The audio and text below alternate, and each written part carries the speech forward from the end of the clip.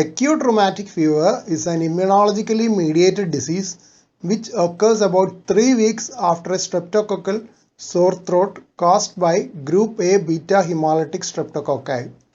Antibodies to streptococci cross-react with various tissues in the body to produce the various manifestations of acute rheumatic fever.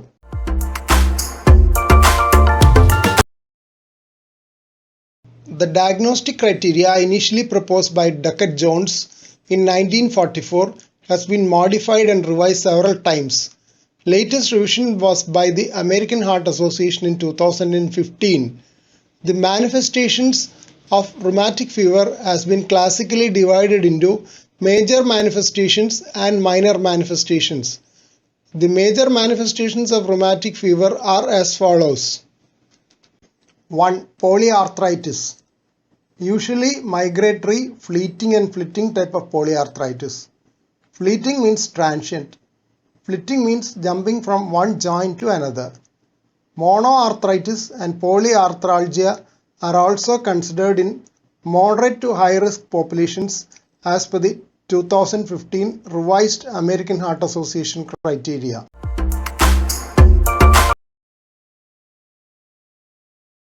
Two, carditis.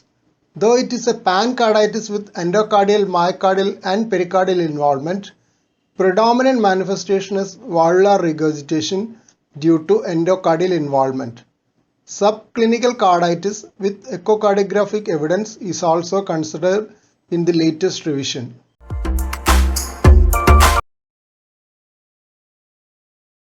Three, chorea or Sydenham's chorea. Chorea being a late manifestation is seldom associated with arthritis, which is an early manifestation. Just imagine the trouble for a patient with acute arthritis and chorea. Sydenham's chorea was also known as St. Vitus's dance. Chorea is often associated with muscle weakness and emotional lability.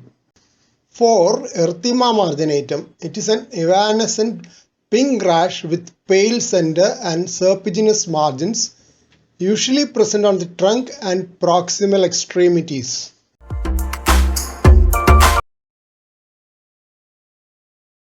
Five, subcutaneous nodules, usually seen over the extensor aspect around the elbow, knee and over the scalp. Subcutaneous nodules are usually associated with carditis. The saying is, nodules under the skin, nodules in the heart. That is, Aschoff nodules, a pathological finding in rheumatic fever. Subcutaneous nodules in rheumatic fever are painless and freely mobile.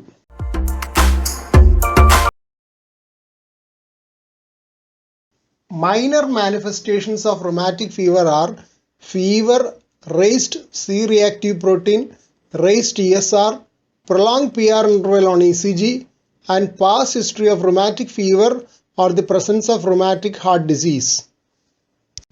Now a note on polyarthralgia.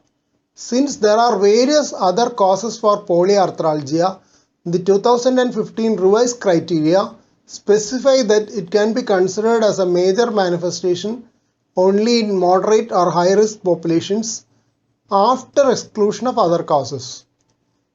Earlier, polyarthralgia was included among minor manifestations. Monoarthralgia is also considered as a minor manifestation in moderate or high risk populations with higher prevalence of rheumatic fever. For the diagnosis of initial episode of acute rheumatic fever, either two major manifestations or one major plus two minor manifestations are needed. Recurrent rheumatic fever needs either two major or one major and two minor or three minor manifestations for diagnosis. Evidence of recent streptococcal infection is rather a mandatory criterion along with the above mentioned criteria. Exceptions to this rule include chorea, which may be the only manifestation of rheumatic fever, and in chronic indolent carditis.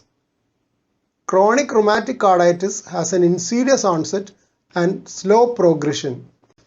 Criteria for confirmation of recent streptococcal infection are 1. Increased or rising anti-streptolysin O titer or other streptococcal antibodies like anti-DNase B.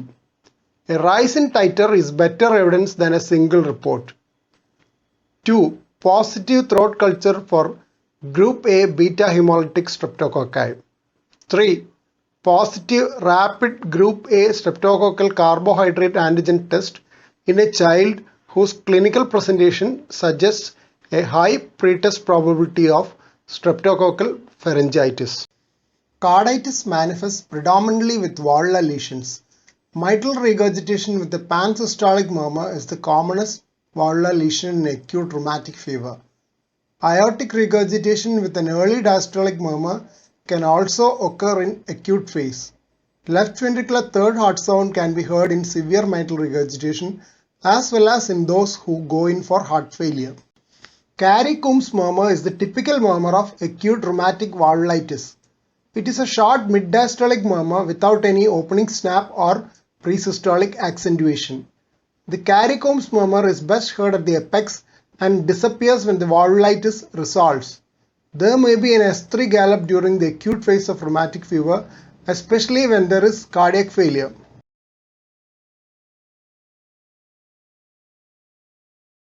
Though most of the manifestations of acute rheumatic fever do not leave long-lasting sequelae, carditis is different.